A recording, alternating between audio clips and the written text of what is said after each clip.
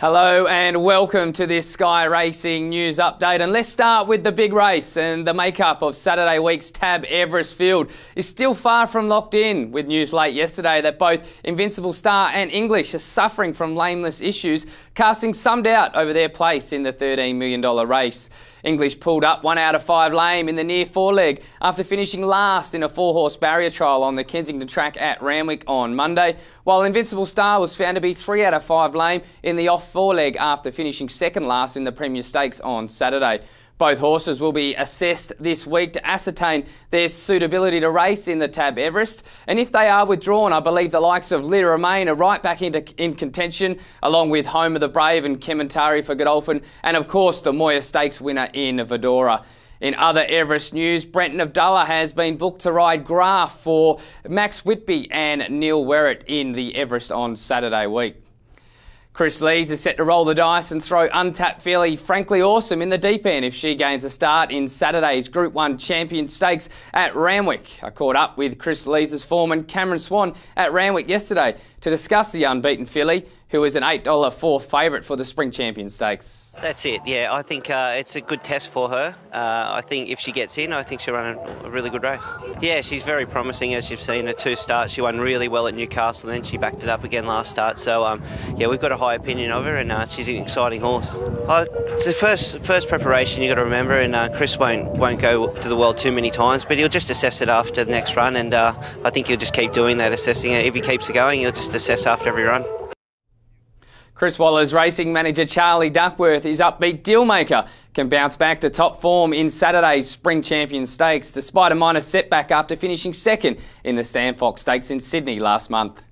Yeah, enormous run. Obviously had a minor setback and with just a slightly elevated temperature, so just went out for a couple of days, but just come back in, had a clear blood picture when he returned, and he trialled nicely on Friday at Randwick. He worked exceptionally well here this morning in company with a stablemate. And look, 2,000 metres is always where he's been sort of headed towards. And he's a fit horse with good clean wind, so I think realistically he'll be heading there as one of the top 3 chances. And then where would you head to after that? Obviously Derby's an end goal with a horse like him, but we'll just try and worry about getting the first Group 1 out of the way. The world's best racehorse Winx tuned up for Saturday's Turnbull Stakes in Melbourne with a gallop at Flemington on Monday. Hugh Bowman travelled to Melbourne for the gallop, with Winx running approximately 1 minute and 8 seconds for the 1,000-metre hit-out, with the last 400 metres in 23.23 seconds. Winx will shoot for win number 28 in a row in the Group 1 feature this Saturday. Chris Waller has also nominated 3 other horses in the Turnbull, Unforgotten, Egg Tart and Youngstar, and Charlie Duckworth gave an insight into whether they would line up against Winx this weekend. So Unforgotten, obviously, on the backup is very unlikely, and she'll more than likely now go to the Caulfield Stakes, which looks a beautiful race for her, obviously stepping up to the 2,000 metres. Egg Tart, well, I think really she's in the same boat in terms of on the backup. She doesn't really need to. And look, I thought her run was really good considering the way the race was run on Saturday.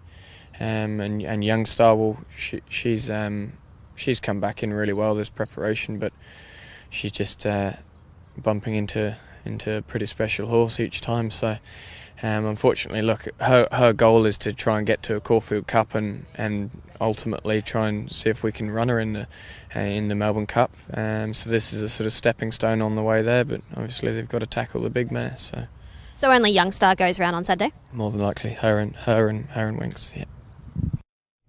Finally, Patrick Aaron has been penalised 2 kilos for both the Caulfield and Melbourne Cups after winning the Metropolitan at Randwick on Saturday.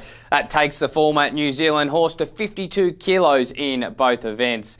That's all we have time for this Sky Racing news update, but be sure to follow us on social media for all the updates throughout the day.